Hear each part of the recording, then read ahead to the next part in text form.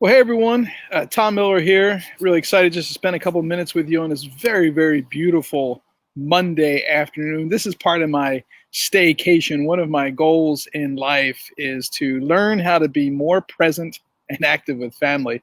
And part of that is I take somewhere between 6 and 8 weeks off per year from the day-to-day work of the business, and I use that time to not only be more present with my wife and my kids, but also just get some think time, and I get more reading in, and I try to do more writing as well. So this week in particular is my favorite week of the year because it's the week of Thanksgiving, and it just makes me, think about gratitude and just how grateful I am. One, that that I have this opportunity to share with you, and every day you allow me to live out my purpose, whether it's in this community or through our email list or through the schools that we serve on a daily basis, and my teammate Katie, and just hundreds and probably thousands by now of folks that we've served directly, and tens of thousands that we served indirectly. So thank you. I just greatly appreciate you all in the time that you give me. So I want to talk a little bit today about recognition versus resentment. And I'm reading this book. It's called What Got You Here Won't Get You There. And it's really opened my eyes to these habits, these poor habits in leadership, that I've certainly had in the past that I'm working on.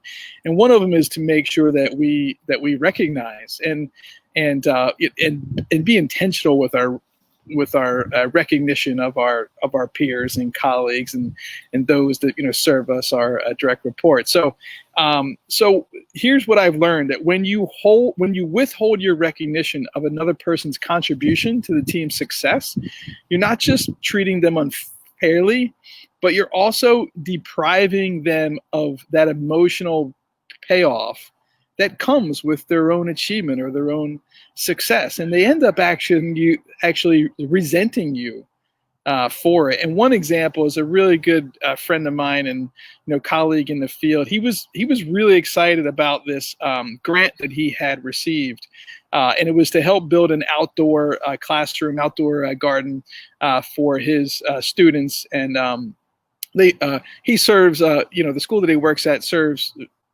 high at risk middle school students. And so, at the same time, the principal at the school had also applied for some grants, but didn't get it. His got it, but hers did not. And I remember him asking me this question about, like, hey, when you were a principal, like, in your team, did something, like what did you do? How did you recognize it?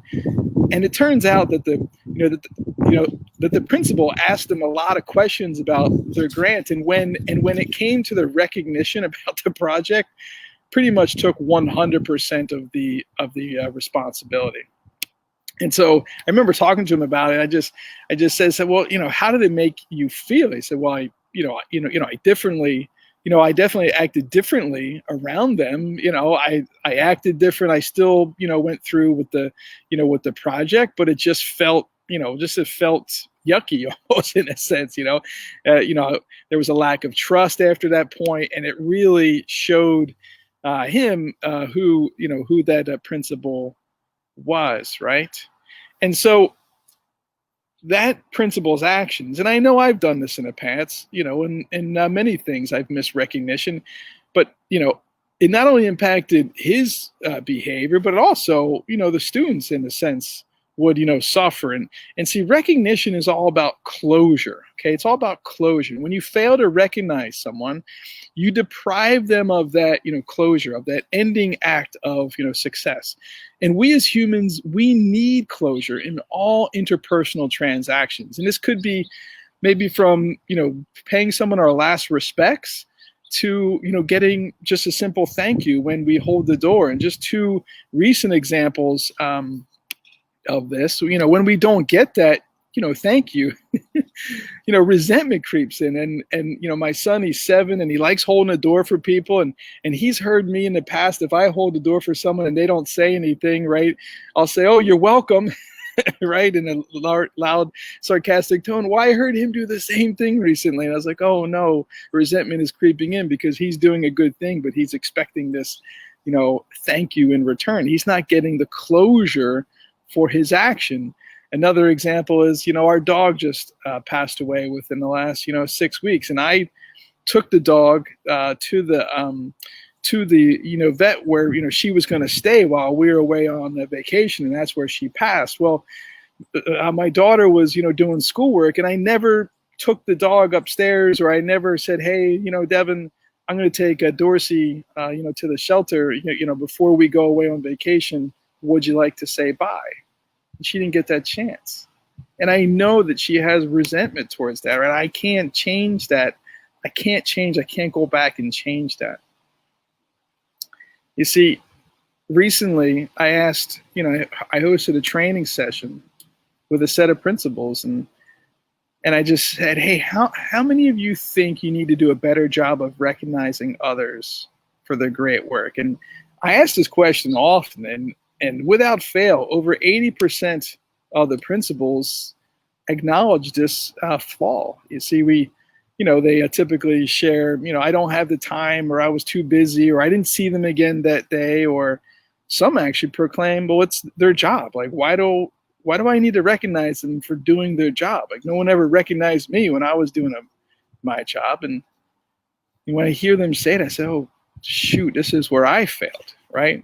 I was just focusing on me and my own career ladder, as well as I was when I was a director, and when I was, leading some leadership initiatives when I was a teacher. It was just about me and my success. It wasn't about the success of the people. And this is actually a hallmark of successful people. They become achievers because of their intense focus on themselves, their own career, their own performance, their own progress towards their own needs. But here's what I've recently learned, is that successful people become great leaders when they learn to shift the focus from themselves to their others, right? They learn to shift the focus from themselves to others, to the people on their team, to the people who are actually carrying out the work. And so I'm going to leave you with this quick, technique I just learned from, reading this book, and I'm going to put it to work over these last, 5 weeks of the 2020 year. So, make a list of all the important groups that you have. So group for your family, group for your friends, group for your direct reports, maybe your students if you're a teacher, your teachers if you're a principal, whatever that may, just, 4 or 5 groups, or however many groups you have. And then in each one of those groups, write down the person's name. Okay. So in each group, you should have an individual name of every person. And then twice a week, put it on your calendar. Maybe it's 30 minutes a time, maybe it's 45 minutes a time, all depending how big your, circles are.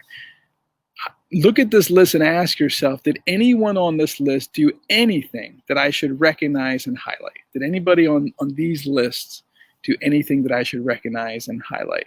And if the answer is yes, in that time, span, I want you to call them, email them, text them, write a note, right? Just congratulating them, recognizing them for doing that thing. And it doesn't even matter if they're done the thing. It could just be that they're working towards it, or they decided to take an action step. Whatever it could be, don't wait until people are finished to recognize their achievement. Now, if the people on the list haven't done anything, well, don't write them a note, right?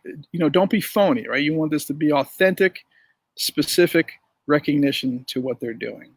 And I guarantee you, right, after 90 days, right, we're going to be on this journey together. Let's check it after 90 days, and let's see how our reputation for providing positive recognition improves. And let's see also, maybe most importantly, how our work-life harmony might feel more aligned, okay? So let's just recap the learning here. If you do not recognize people for their work, they will resent you, right? And we have to be very conscious when we're successful, right? If we're successful in building our own career ladder, that we're not taking the time to recognize the career ladders of other people, right? So if you don't recognize your own people, they're going to resent you. And if you don't take the time to be intentional with recognizing them, the only person that you're ever going to be looking at is you, right? You're never going to have that true success, right? That community, that team success, because you're not recognizing people, because they'll leave. They'll leave. Okay, they're going to resent you. And then you're going to make a list of all your different groups, and you're going to write down the people's names in that group. And twice a week, you're going to take 30 to 45 minutes or an hour, however long that you can, and look at the list and recognize, is anybody on this list, did they do something this week that I need to highlight? And if so, you're going to immediately do it. Okay, it could be a text message, email, phone call, video chat, whatever it may be. Just recognize them. If they're in your office, go see them personally and do that. Okay. All right. I hope this was helpful. If I said something that you like, share it out, teach, someone else. Make sure you apply what you've learned from this in your own personal life. If you like these videos, make sure that you're subscribing and reach out to other folks and bring them into our community if you feel these videos and these lessons are adding value to you. Have a great week. Don't forget to recognize those around you. Bye.